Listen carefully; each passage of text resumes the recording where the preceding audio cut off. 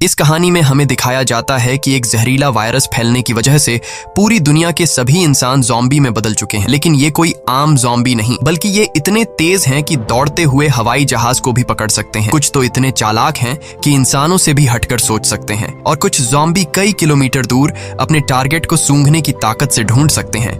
लेकिन इस खतरे से घिरी हुई दुनिया में अब सिर्फ 2 ही इंसान जिंदा बचे हैं। क्या ये दोनों सर्वाइव कर पाएंगे या नहीं, जानते हैं आज की इस वीडियो में। कहानी की शुरुआत में हम एक लड़के को देखते हैं जो अपने कमरे में बैठकर टीवी पर कार्टून देख रहा होता है कि तभी अचानक टीवी का सिग्नल चला जाता है और स्क्रीन पर एक इमरजेंसी रिपोर्ट आने लगती है। ये खबर उस लड़के की मुस्कुराहट छीन लेती है। टीवी में बताया जाता है कि दुनिया भर में एक बहुत ही जहरीला वायरस फैल गया है, जिससे इन्फेक्टेड लोग कुछ मिनटों के अंदर भयानक ज़ॉम्बी जैसे बन जाते हैं। ये वायरस बहुत तेजी से फैलता है और पूरी दुनिया इस वायरस की चपेट में आ चुकी है। टीवी में बताया जाता है कि जो भी ये खबर सुन रहा है वो जल्दी से खुद के लिए कोई सेफ जगह देख ले। लड़का ये सब देख ही रहा होता है कि अचानक ऊपर के कमरे से अजीब तरह की आवाज आती है। वो आवाज सुनकर लड़के के गले में सांसें अटक जाती हैं। लड़का धीरे धीरे ऊपर जाकर देखता है तो पता चलता है कि ये उसकी बड़ी बहन का मजाक था। उसके बाद ये दोनों लड़के अपनी माँ के कमरे की तरफ जाते हैं और वहां जाकर ये देखते हैं कि उनकी माँ बहुत परेशान है।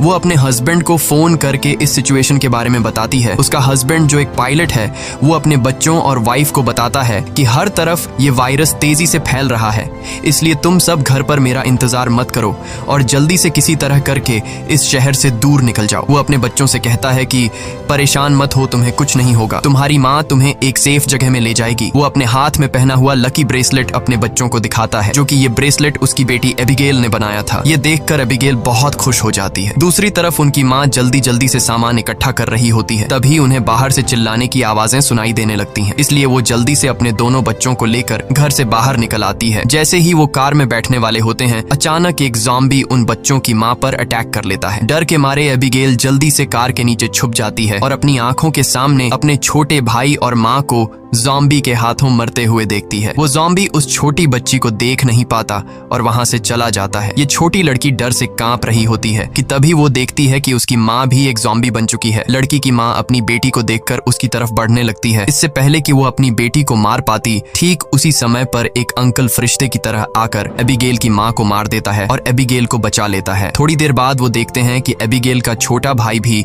ज़ॉम्बी में कन्वर्ट हो रहा है, इसलिए वो आदमी लड़की को कान बंद करने के लिए कहता है और उसके ज़ॉम्बी बन चुके छोटे भाई को भी गोली मार देता है। अब इसके बाद 10 साल के बाद का सीन दिखाया जाता है और हम देखते हैं कि ज़ॉम्बी वायरस की वजह से इंसानी सभ्यता पूरी तरह से बर्बाद हो चुकी है। कभी रोशनी से चमकने वाले शहर अब वीरान हो चुके हैं और अब तक सारे इंसान या तो मर चुके हैं या फिर ज़ॉम्बी बनकर इधर उधर भटक रहे हैं और सिर्फ 2 ही लोग जिंदा बचे हैं। वो छोटी लड़की एबिगेल जिसे अंकल ने बचाया था, अब वो बड़ी हो चुकी है। उस दिन से लेकर अब तक एबिगेल अंकल जैक की नजरों में पली बढ़ी और जैक ने उसे ट्रेन करके ज़ॉम्बी से लड़ना सिखा दिया है। उस दिन अगर उसकी लाइफ में जैक नहीं आता तो एबिगेल अब तक मर चुकी होती, इसलिए एबिगेल जैक को अपना पिता मानती है। इतने सालों तक जंगल में अकेले रहने के बाद एबिगेल को बहुत ही लोनली महसूस हो रहा होता है। उसकी सबसे बड़ी इच्छा है कि उसे कोई इंसानी बस्ती मिल जाए जहां वो लोगों के साथ मिलकर रह सके, लेकिन जैक को लोगों के बीच रहना बिल्कुल भी पसंद नहीं। रात को जब वो दोनों जंगल में कैंप लगाकर सो रहे थे, तभी किसी की आवाज से जैक की आंख खुल जाती है। वो धीरे से अपने कैंप से बाहर निकलकर देखता है कि तभी एक ज़ॉम्बी जैक पर हमला कर देता है, लेकिन जैक लगातार गोलियां चलाकर उसे मार देता है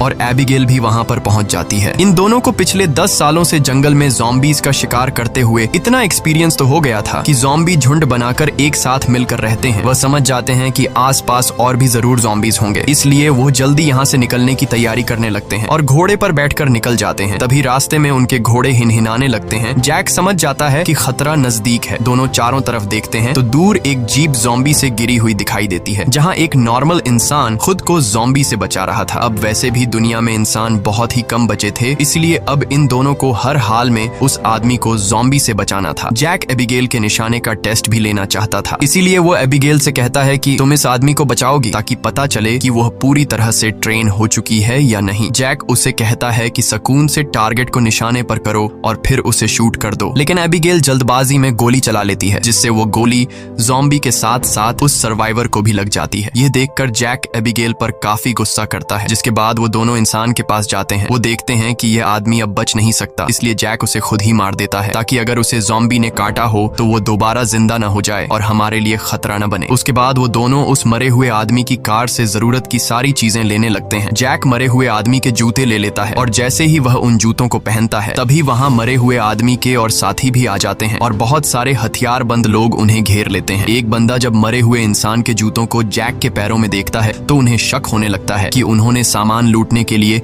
उनके साथी को मारा है। जब ये लोग जैसे ही इन दोनों को मारने लगते हैं तभी एक प्रेग्नेंट लेडी कार से उतरती है और अपने साथियों से इन दोनों को छोड़ने के लिए कहती है। तभी काला घोड़ा फिर से इन्हें वार्निंग देता है और अगले ही पल दूर जंगल से तेज आवाजें आने लगती हैं। बहुत सारे ज़ॉम्बी तूफान की तरह चारों तरफ से उनकी ओर बढ़ने लगते हैं। वो लोग इतने तेज रफ्तार से आते हैं कि उन्हें भागने का मौका नहीं मिलता, इसलिए हथियार निकालकर वहीं मुकाबला करते हैं। यहाँ सबके पास हथियार तो थे मगर ज़ॉम्बी की तादाद काफी ज्यादा थी, इसलिए वो एक एक करके ग्रुप के बहुत से लोगों को काट लेते हैं। बचे हुए लोगों के पास छुपने की कोई जगह नहीं होती और जल्द ही यह बहुत ही कम लोग बच जाते हैं। एक मजबूत आदमी बदकिस्मती से ज़ॉम्बी के काटने का शिकार हो जाता है, इसलिए वह खुद को गोली मारना चाहता है लेकिन उसके बंदूक में गोलियां खत्म हो जाती हैं। अब उन्हें पता चल चुका था कि वो उनसे लड़ नहीं पाएंगे, इसलिए एबिगेल प्रेग्नेंट लेडी को लेकर गाड़ी में बैठाती है। गाड़ी में प्रेग्नेंट लेडी का हस्बैंड भी बैठा होता है और जैक गाड़ी स्टार्ट करके जल्दी से वहां से निकल जाते हैं। पूरे ग्रुप में अब ये सिर्फ 4 लोग ही बचे थे, बाकी सब ही ज़ॉम्बीज के शिकार हो चुके थे। एक काले चेहरे वाला ज़ॉम्बी अपने साथियों को मरा हुआ देखकर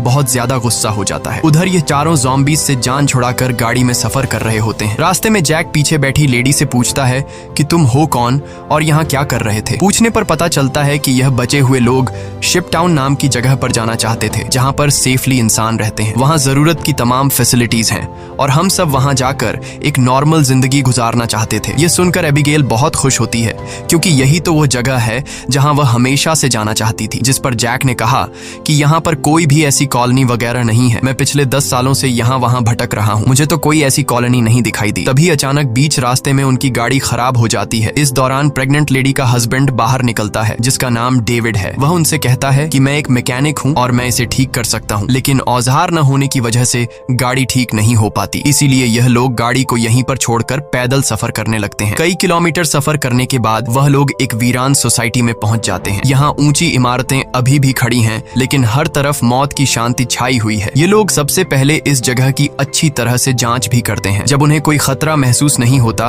तो यह लोग रात यहाँ गुजारने का फैसला करते हैं। रात को वह लोग आग जलाकर खाना पकाते हैं। एबिगेल शिप टाउन नाम के उस जगह पर जाने के लिए बहुत बेताब थी। वह उस प्रेग्नेंट औरत से उस जगह के बारे में बातचीत करने लगती है। प्रेग्नेंट औरत उससे बताती है कि हमारा पहले से उस शिप टाउन में रहने वाले लोगों के साथ रेडियो पर कांटेक्ट हो चुका है। वह एक बहुत ही खूबसूरत जगह है जहां हम आजादी से रह सकते हैं। ये बातें सुनकर एबिगेल की आंखों में चमक उठी। दूसरी तरफ जैक बाहर चारों ओर जाल बिछा देता है ताकि अगर वह लोग सो भी जाए तो खतरा करीब होने पर फौरन पता चले। जैक अंदर आकर एक मैप निकालता है और सबको समझाता है कि वो मेगन और डेविड को कुछ दूर तक पहुंचाएगा और उसके बाद दोनों अलग अलग रास्ते पर चले जाएंगे। लेकिन एबिगेल जैक के इस फैसले से खुश नहीं थी। वह जैक के पास जाकर उससे बहस करती है कि डेविड अपनी प्रेग्नेंट वाइफ को उस जगह तक सेफली नहीं पहुंचा पाएगा, इसलिए हमें उनके साथ चलना चाहिए। जैक कहता है हमें समझदारी से काम लेना चाहिए। देखो, जहां लोग ज्यादा होते हैं वहां पर खतरा भी ज्यादा होता है। लेकिन एबिगेल जैक के इस फैसले से नाराज होकर चली जाती है। हालांकि दोनों को ये नहीं पता होता कि वह काले चेहरे वाला ज़ॉम्बी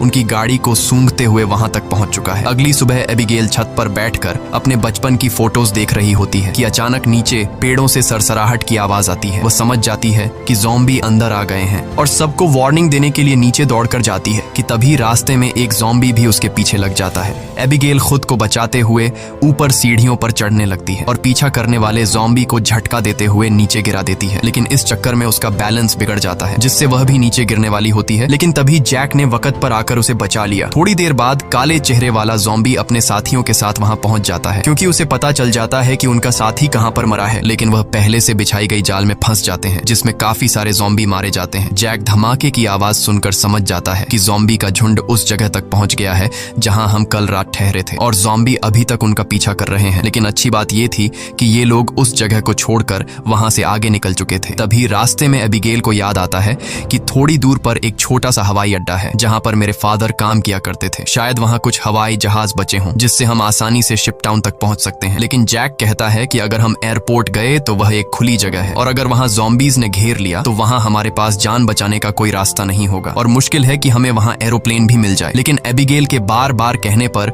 वह वहां जाने के लिए मान जाता है, जिसके बाद ये लोग एयरपोर्ट आ गए। लेकिन यहाँ पर कोई भी एरोप्लेन नहीं था। जैक कहता है, देखा, मैंने कहा था यहाँ पर कोई भी एरोप्लेन नहीं होगा। लेकिन जब वह लोग वहां पर एक छोटे से गराज में पहुंचते हैं तो गराज का दरवाजा खोलते ही लकीली वहां उन्हें एक छोटा एरोप्लेन मिल जाता है। ये देखकर ये लोग बहुत खुश हो जाते हैं क्योंकि अब उनका शिप टाउन तक पहुंचने का रास्ता आसान हो गया। लेकिन ये हवाई जहाज बहुत दिनों से इस्तेमाल नहीं हुआ था, इसलिए मैकेनिक डेविड कहता है कि उसे ठीक करने की जरूरत है। ज्यादा नहीं, मैं उसे 10 से 15 मिनट के अंदर ठीक कर दूंगा। जब तक डेविड एरोप्लेन को ठीक करता तब तक जैक और एबिगेल एयरपोर्ट में कुछ काम की चीजें ढूंढने लग जाते हैं। तभी डेविड दूरबीन से देखता है कि दूर से बहुत सारे ज़ॉम्बीज आ रहे हैं जो बहुत जल्द एरोप्लेन तक पहुंच जाएंगे। वह लोग दौड़ कर आते हैं और उन दोनों को वार्न करते हैं कि हमें जल्दी से एरोप्लेन को स्टार्ट करना होगा, नहीं तो ज़ॉम्बी यहाँ पहुंचकर हमें मार देंगे। एबिगेल जल्दी से पायलट की सीट पर बैठ जाती है, वहां पर मौजूद बुक्स को रीड करती है। उसके फादर पायलट थे, इसलिए उसने अपने फादर से एयरप्लेन को कंट्रोल करने की थोड़ी बहुत जानकारी सीखी थी और जैक ज़ॉम्बीज को शूट करके उन्हें रोकने की कोशिश करता है। एबिगेल जैसे तैसे करके एरोप्लेन को स्टार्ट कर लेती है, लेकिन तब तक बहुत देर हो चुकी थी। वहां बहुत सारे ज़ॉम्बी रनवे तक पहुंच जाते हैं। उनकी रफ्तार काफी तेज थी और उनमें से एक ज़ॉम्बी एरोप्लेन के दरवाजे तक पहुंच भी जाता है, लेकिन जैक उसे गोली मारकर एरोप्लेन को उसे छुड़ा लेता है और एबिगेल जहाज के कंट्रोल को समझ जाती है। इस तरह से ये लोग जहाज को टेक ऑफ कर लेते हैं। हवाई जहाज में बैठे सभी लोग बहुत खुश हैं क्योंकि वो जल्द ही सीधे शिप टाउन पहुंच जाएंगे। लेकिन ये खुशी थोड़ी ही देर की मेहमान थी। जैसे ही ये लोग थोड़ा सा आगे गए तो अचानक जहाज के इंजन में से धुआं निकलने लगा क्योंकि ये जहाज पिछले 10 सालों से हवा में सफर नहीं कर पाया था, इसीलिए इसका इंजन ब्लास्ट हो जाता है और प्लेन नीचे की तरफ जाने लगा। जैक समझदारी से काम लेते हुए एरोप्लेन का एक पेड़ में क्रैश लैंड करता है, जिससे उन्हें थोड़े बहुत चोट तो आ जाते हैं पर इनकी जान बच जाती है। प्लेन तो अब इस्तेमाल लायक नहीं बचा था, इसलिए अब उन्हें दोबारा फिर से पैदल सफर करना पड़ेगा। काफी दूर तक पैदल चलने के बाद वो लोग एक सुनसान रेलवे स्टेशन तक पहुंच जाते हैं। रात हो चुकी थी। ये लोग आसपास खतरा चेक करते हैं। जब उन्हें कोई भी ज़ॉम्बी नहीं नजर आता तो ये लोग यहीं पर रात गुजारने का फैसला कर लेते हैं। वो लोग मैप पर अपना लोकेशन देखते हैं, जिससे उन्हें पता चलता है कि अब ये लोग शिप टाउन से सिर्फ 2 दिन की दूरी पर हैं। यहाँ वो प्रेग्नेंट लेडी जैक के पास आती है और जैक का शुक्रिया अदा करती है। वो जैक से कहती है कि अगर तुम ना होते तो हम कभी भी यहाँ तक नहीं पहुंच पाते। ये सुनते हुए जैक को भी मैगन से हमदर्दी होने लगी। वो उसे अपनी स्टोरी सुनाता है कि आज से 10 साल पहले जब ये ज़ॉम्बी वायरस शुरू हुआ था तो उसे सबसे पहले अपनी पत्नी को जान से मारना पड़ा क्योंकि वो उसे काटने आ रही थी। इसीलिए तब से लेकर आज तक उसके अंदर का इंसान कहीं मर सा गया है। अब इस दुनिया में सिर्फ उसके पास एबिगेल ही है जिसे वो हर एक कीमत पर जिंदा रखेगा। और जैक मेगन से ये भी कहता है कि अब उसका इरादा बदल चुका है। मैं अब सबसे पहले तुम्हें शिप टाउन तक पहुंचाऊंगा, जिसे सुनकर मेगन बहुत खुश हो जाती है। दूसरी तरफ हम देखते हैं कि मेगन का हस्बैंड डेविड अपने सर पर गन रखकर खुद को मारने की कोशिश करता है। दरअसल उसके पैर में एक ज़ॉम्बी ने काट लिया था, लेकिन अभी तक डेविड ज़ॉम्बी नहीं बना था क्योंकि वो घाव बहुत ही छोटी है, इसीलिए उसके ज़ॉम्बी बनने की रफ्तार काफी स्लो चल रही है। अब उसने फैसला किया कि वो अपनी पत्नी मेगन को इस शिप टाउन तक पहुंचाकर खुद को उससे दूर कर लेगा। अगली सुबह ये चारों फिर से अपना सफर जारी रखते हैं। तब रास्ते में जैक को डेविड की हरकतें कुछ अजीब लगने लगती हैं। जैक समझ गया कि ये इन्फेक्टेड है, इसीलिए वह उसे पकड़कर एक खाली जगह में ले जाता है जहां उसकी वाइफ और एबिगेल नजर नहीं आती। वो डेविड की पैंट को ऊपर करता है और उसे ज़ॉम्बी का काटा हुआ निशान नजर आ जाता है। अब जैक को ये बात कंफर्म हो चुकी थी कि डेविड जल्द ज़ॉम्बी बनने वाला है। जैक उससे कहता है कि बताओ तुम खुद से मरना पसंद करोगे या फिर मैं मारूं। डेविड कहता है मैं किसी को नुकसान नहीं पहुंचाऊंगा और अगर ऐसी नौबत आ भी गई तो मैं खुद को ही मार दूंगा। इसीलिए वो डेविड को छोड़ देता है। चलते चलते रात हो जाती है और आगे उन्हें एक घर दिखाई देता है। जैक बंदूक तान कर आगे बढ़ने लगता है। तभी अचानक एक तेज लाइट चमकती है और उन्हें स्पीकर के जरिए से कहा जाता है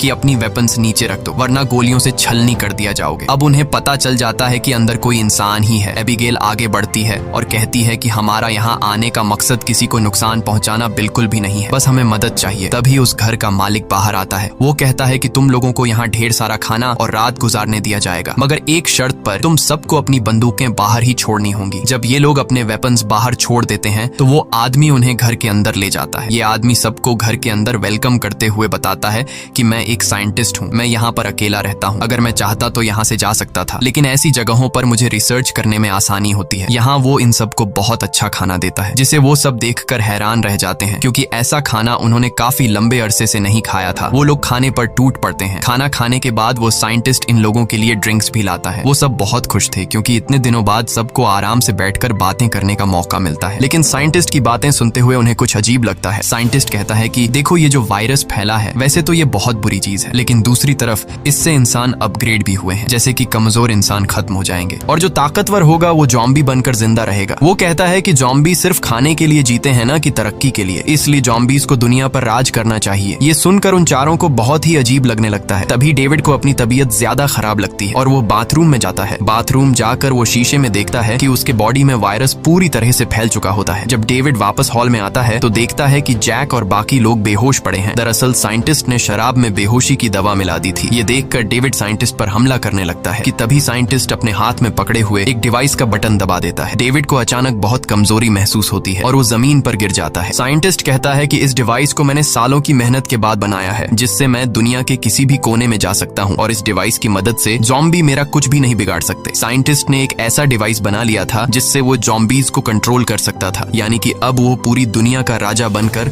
सबको अपने इशारों पर नचवाएगा। उसके बाद डेविड बेहोश हो जाता है और जब डेविड को दोबारा होश आता है तो वो देखता है कि उसे और उसके साथियों को बांध दिया गया है और अब साइंटिस्ट उन चारों पर एक्सपेरिमेंट करने वाला है। ये सब करने के बाद साइंटिस्ट कहता है कि क्या तुम लोग मेरी वाइफ से मिलना चाहोगे। उसके बाद हम साइंटिस्ट की वाइफ को देखते हैं जो कि एक ज़ॉम्बी थी और साइंटिस्ट ने उसे पिंजरे में बंद कर रखा था और वो इंसानों को पकड़कर उसे खिलाता था। ये डिवाइस भी साइंटिस्ट ने अपनी बीवी पर एक्सपेरिमेंट करके बनाई थी। साइंटिस्ट जब पिंजरे का दरवाजा खोलता है तो उसकी वाइफ सबसे पहले उसी पर अटैक करने लगती है, लेकिन साइंटिस्ट उसे कंट्रोल करके उन चारों की तरफ भेज देता है। वो जैक पर हमला कर देती है, लेकिन वो उसे लात मारकर पीछे धकेल देता है। लेकिन तभी डेविड वायरस की ताकत से रस्सी तोड़ देता है और अपने बाकी साथियों को भी छुड़ा देता है। घर का मालिक खतरा भांप कर तुरंत भाग जाता है। उसके बाद वो चारों भी अपना सामान लेकर जल्दी से बाहर निकल आते हैं। लकीली बाहर उन्हें साइंटिस्ट की गाड़ी मिलती है और ये चारों उसी में बैठकर जंगल की तरफ निकल जाते हैं। लेकिन साइंटिस्ट हार नहीं मानने वाला था। वो अपने डिवाइस के जरिए जॉम्बी के झुंड को कंट्रोल करके उनका पीछा करवाता है। जैक गाड़ी की स्पीड को बढ़ाकर जॉम्बीज को काफी पीछे छोड़ देता है, लेकिन आगे का रास्ता बंद था। अब उनके पास पैदल जाने के अलावा और कोई चारा नहीं है। थोड़ा सा आगे पैदल चलने के बाद जॉम्बी दोबारा उन तक पहुंच जाते हैं। डेविड जान जाता है कि उसके पास ज्यादा वक्त नहीं है, वो कुछ ही देर बाद जॉम्बी बन जाएगा, इसलिए वो उन लोगों से आगे बढ़ने को कहता है और खुद पीछे रहकर जॉम्बी को रोकने का फैसला करता है। लेकिन उसकी वाइफ उसे जाने नहीं देना चाहती थी, जिस पर डेविड कहता है कि तुम्हें हमारे बच्चे के लिए जिंदा रहना होगा और ये सब मैं अपने आने वाले बच्चे के लिए कर रहा हूँ। उसके बाद डेविड जॉम्बी से लड़ पड़ा और बड़ी बहादुरी से उनका सामना करने लगा। काफी देर तक वो जॉम्बी उसको रोक लेता है और उसके साथी जॉम्बी से काफी दूर चले जाते हैं, लेकिन तभी एक जॉम्बी आकर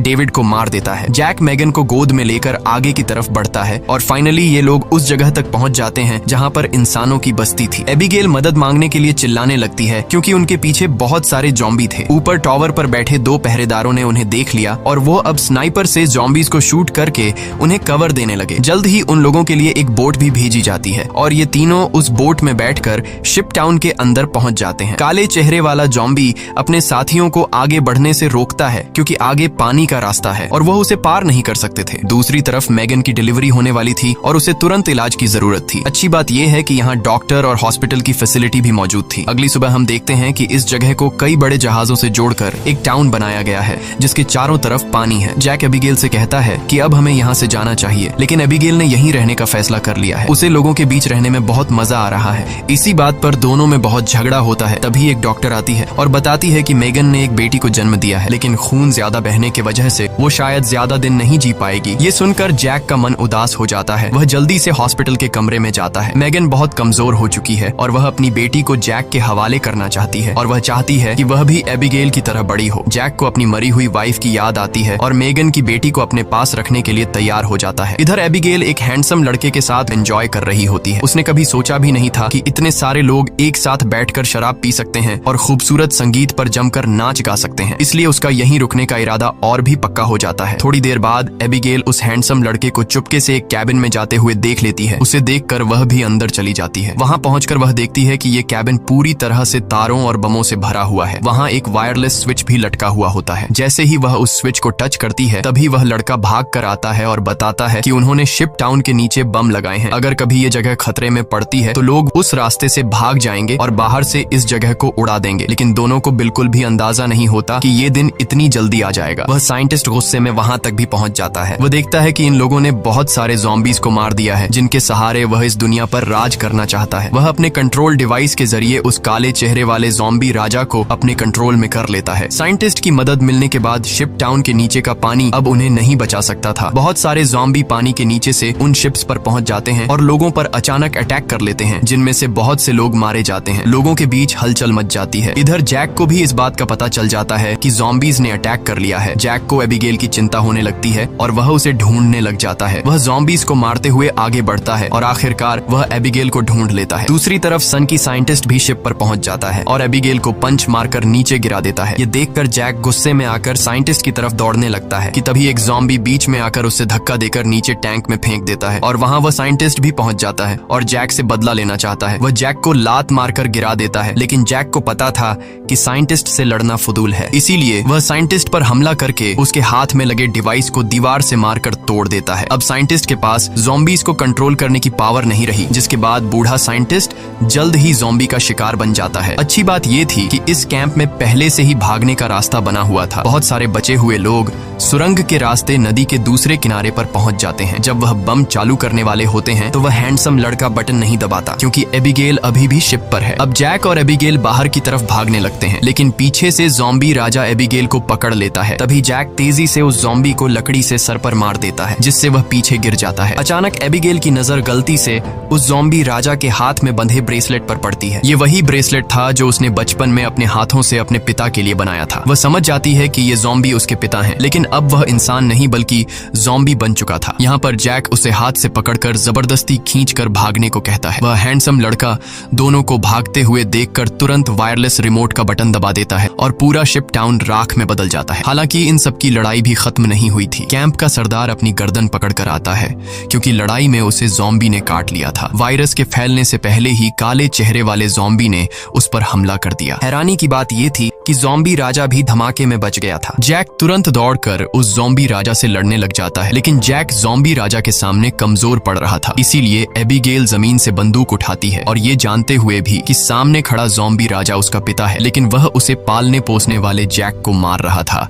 इसलिए एबिगेल बिना सोचे समझे उस काले चेहरे वाले ज़ॉम्बी राजा को गोली मार देती है, क्योंकि अगर वह उसे गोली नहीं मारती तो वो ज़ॉम्बी राजा वहां पर मौजूद सब लोगों को मार देता। उसके बाद जैक और एबिगेल गले लगते हैं और अब जैक, एबिगेल और बचे हुए लोग दूर समुद्र में एक सुनसान द्वीप की तरफ देखते हैं और वहीं एक नई इंसानी बस्ती बसाने का फैसला करते हैं। इसी के साथ ये कहानी खत्म हो जाती है। अगर वीडियो आपको अच्छी लगी हो तो हमारे चैनल को सब्सक्राइब और वीडियो को लाइक जरूर कीजिएगा।